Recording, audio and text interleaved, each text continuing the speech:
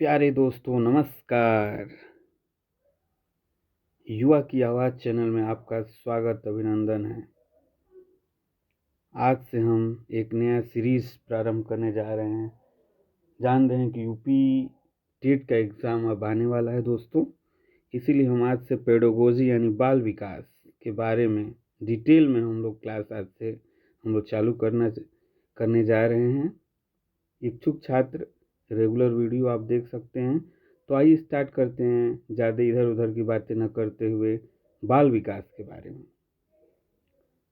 हम जानते हैं कि बहुत ही महत्वपूर्ण रोल रहता है बाल विकास का यूपी टेट के एग्ज़ाम को क्वालिफाई करने के लिए।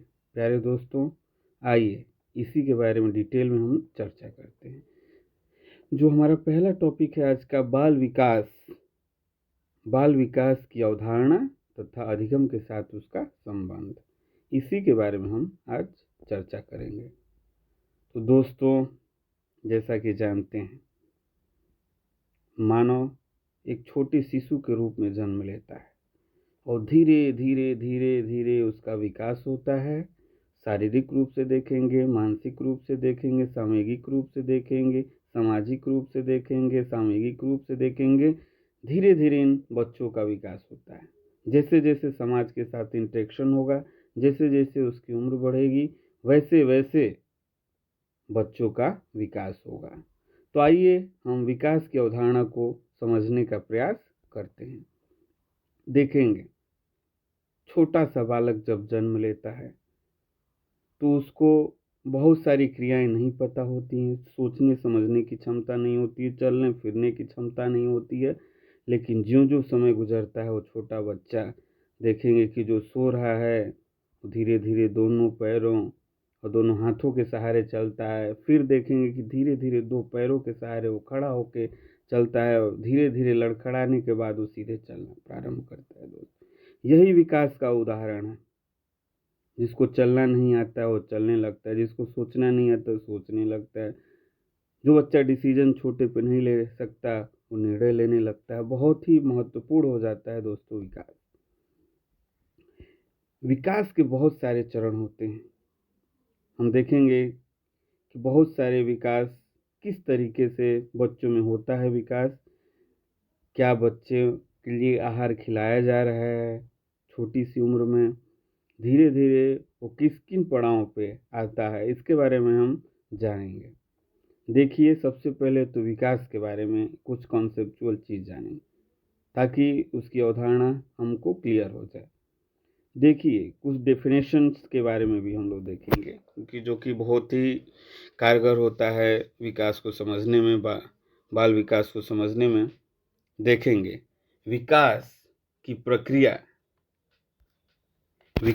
प्रक्रिया अविरल, क्रमिक तथा सतत प्रक्रिया है जो बालक में शारीरिक, क्रियात्मक, संज्ञानात्मक, भाषात्मक, संवेगात्मक तथा सामाजिक विकास करती है। दोस्तों, बाल विकास से तात्पर्य होता है कि यह उसके जन्म से पूर्व गर्भ से ही प्रारंभ हो जाता है। विकास की इस प्रक्रिया में गर्भावस्था, शैशवावस्था, बाल्यावस्था, किशोरावस्था और प्रौढ़ावस्था इत्यादि अवस्थाओं से गुजरते हुए वो बच्चा परिपक्वता की स्थिति में पहुंचता है। विकास के आखिर लक्षण क्या होते हैं, किस प्रकार के कैरेक्टरिस्टिक्स होते हैं, आइए जानेंगे। देखिए, पहली चीज, विकास जीवन पर्यंत चलने वाली प्रक्रिया है। ये दोस्तों रुकती नहीं है, जीवन पर्यंत चलेगी। विकासात्मक परिवर्तन सामान्य से विशिष्ट की ओर, सरल से जटिल की ओर, एकीकृत से क्रियात्मक स्तरों की ओर ये आगे बढ़ता है। विकासात्मक जो परिवर्तन होता है बच्चों में, मात्रात्मक और गुणात्मक दोनों होता है। अर्थात आयु के साथ कद का बढ़ना मात्रात्मक विकास है, नैतिक मूल्यों का बढ़ना ये गुणात्मक विकास है। विकास सामाजिक और सांस्कृतिक दोनों घटकों से प्रभावित होता है। जिस प्रकार से हमारे जीवन में सामाजिक घटनाएं घटती हैं, सांस्कृतिक परिवेश में हम रहते हैं, उस प्रकार के मनोविचार और हमारा व्यक्तित्व और हमारा विकास होता है। देखिए दोस्तों, विकासात्मक परिवर्तनों की दर की गति जो है उसमें अंतर हो सकता है बच्चा टू बच्चा वेरी कर सकता है, क्योंकि उसमें अंतर आता है पर्यावरण और आनुवंशिक घटनाएं। कुछ बच्चे कम ही उम्र में देखेंगे कि वो अधिक क्रियाशील होते हैं, अधिक तेज होते हैं, हर एक कार्य में आगे रहते। कुछ बच्चे कमजोर होते हैं। तो इसमें अंतर आता है किसके कारण? आनुवंशिक गुणों के कारण, उसके पर्यावरणीय परिवेशीय प्रभाव के कारण। मानव, अब जानेंगे हम लोग मानव विकास की अवस्थाएं। दोस्तों, विकास तो हम लोग एक जान गए हैं कि सतत चलने वाली प्रक्रिया, ये कभी रुकती नहीं है। गर्भावस्था से लेकर मृत्यु तक ये सतत रूप से चलता है। आइए हम जानते हैं कि हमारा जो विकास है, बच्चों का जो विकास है, किन किन चरणों और अवस्थाओं से गुजरता है। देखिए, सबसे पहले शैशवावस्था होती है, जो जन्म से 6 वर्ष आयु तक की होती है। शैशवावस्था अर्थात जन्म से लेकर 6 वर्ष की आयु तक। दूसरी अवस्था होती है बाल्यावस्था, जिसको 6 से 12 वर्ष की आयु तक माना जाता है। तीसरी होती है किशोरावस्था, 12 से 18 वर्ष की आयु तक। और चौथा होता है वयस्का, यानी 18 वर्ष की उम्र से लेकर मृत्यु तक। ठीक है, तो हम कुछ टॉपिक यहाँ पे समझने का प्रयास करेंगे, जोड़ने का प्रयास करेंगे कि जो बाल विकास है उसका अधिगम के साथ क्या संबंध होता है। तो संबंध जानने से पहले हम लोग को अधिगम को समझना पड़ेगा। अधिगम को एक हम प्रैक्टिकल भाषा में बोलते हैं सीखना, और सैद्धांतिक रूप से बोलते हैं अधिगम। आइए इसके बारे में जानते हैं। देखिए, अधिगम एक ऐसी प्रक्रिया है जो जीवन पर्यंत चलती रहती है। इसके द्वारा हम ज्ञान अर्जन करते हैं और व्यवहार में परिवर्तन लाते हैं। जन्म के तुरंत बाद व्यक्ति सीखना प्रारंभ कर देता है। अधिगम के द्वारा ही व्यक्ति का सर्वांगीण विकास होता है और व्यक्ति अपने जीवन के लक्ष्यों को प्राप्त करता है। जैसा कि हम जानते हैं कि हम रट कर किसी वस्तु को याद करना अधिगम नहीं कहा जा सकता, क्योंकि जब तक व्यक्ति के व्यवहार में परिवर्तन न आए, उसके बारे में जाने न, वो अधिगम नहीं कहलाएगा। देखिए, गेट्स हैं, उनके अनुसार देखेंगे अधिगम की परिभाषा। अनुभव द्वारा व्यवहार में रूपांतरण लाना ही अधिगम है। क्रो एंड क्रो के अनुसार आदतों और ज्ञान तथा अभिव्यक्तियों का अर्जन ही अधिगम है। देख सकते हैं दोस्तों, अपने जीवन में जब आप छोटे थे, खुद स्वयं का एग्जाम्पल लीजिए। जब साइकिल मिलती थी, आप छोटे थे, तो किस तरह से आप पहले सीन में यहाँ पे देख सकते हैं कि किस तरीके से बच्चा साइकिल चला रहा है। प्रथम दृश्य में देखते हैं कि बीच से साइकिल पूरा सीट पे न बैठ के, वो बीच से कैंची जिसको बोला जाता है या कई जगह लंगड़िया बोलते हैं, ये साइकिल चला है। लेकिन बच्चा जब कुछ महीने चला लेता है तो सीट पे बैठ के, जैसा दूसरे चित्र में आप लोग देख सकते हैं, साइकिल चलाने लगता है। तो ये क्या है? अधिगम। धीरे धीरे व्यक्ति सीखता है और कई सारे अभ्यासों के पश्चात सीखता है। तो आइए हम विभिन्न अवस्थाओं में अधिगम की चर्चा करेंगे। जैसे कि पहला है शैशवावस्था। आप लोगों को बताया गया था कि जन्म से लेकर 6 वर्ष की आयु तक शैशवावस्था माना जाता है।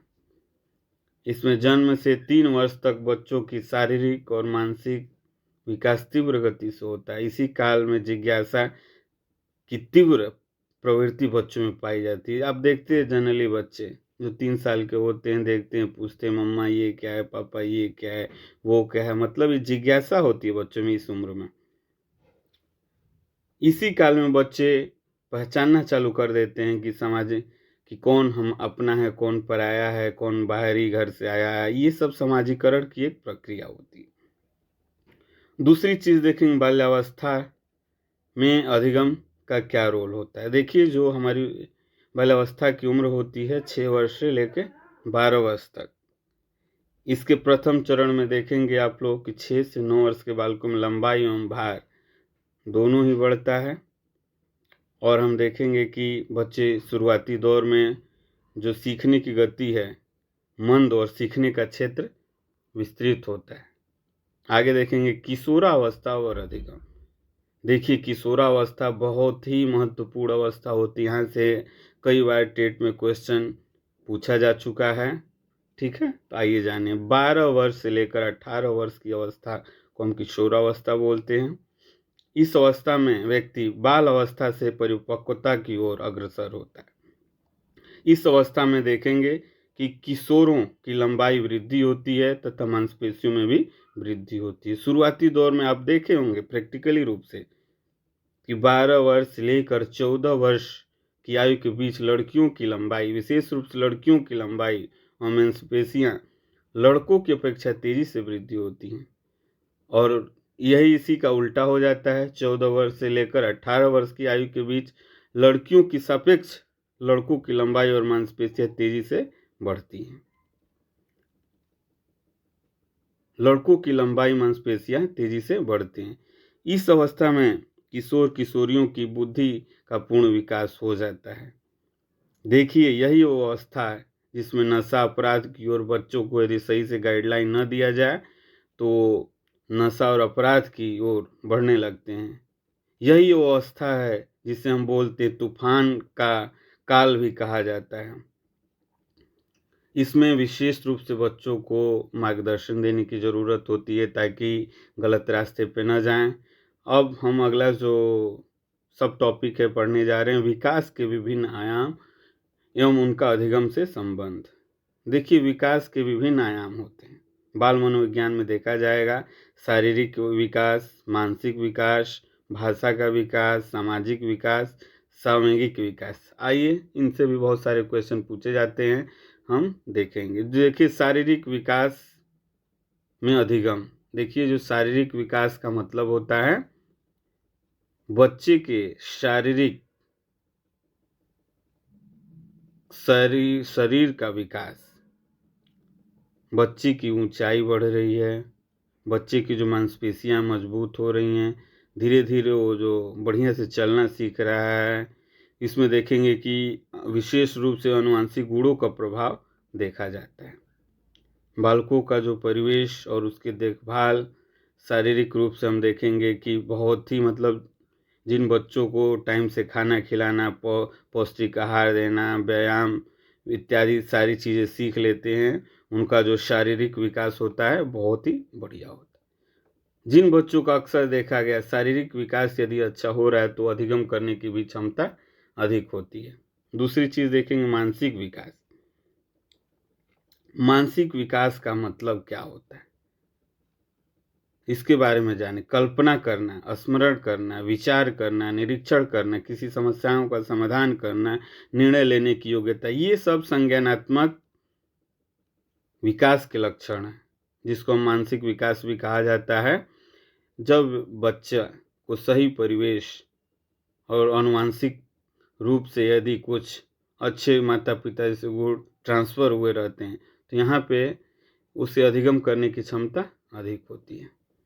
सांवेगिक विकास। देखिए, संवेग का मतलब क्या होता है। संवेग कुछ भाव होते हैं, व्यक्ति के व्यवहार को प्रभावित करते हैं। विशेष रूप से संवेग आप लोग देखते हैं हम सबके जीवन में, बच्चों के जीवन में आता है। डर जाना, क्रोध करना, किसी से घृणा करना, आश्चर्य करना, किसी से प्रेम करना, स्नेह करना, ये सब संवेग के उदाहरण हैं। ज्यों ज्यों बच्चों की आयु बढ़ने लगती है, बच्चा सामूहिक रूप से उसका विकास होने जाने लगता है। थैंक यू दोस्तों। नेक्स्ट क्लास की ओर हम अगले दिन आपको क्लास लेंगे और अच्छे टॉपिक पे, किसी अच्छे विषय पे हम लोग बात करेंगे। युवा की आवाज़ चैनल से जुड़ने के लिए बहुत बहुत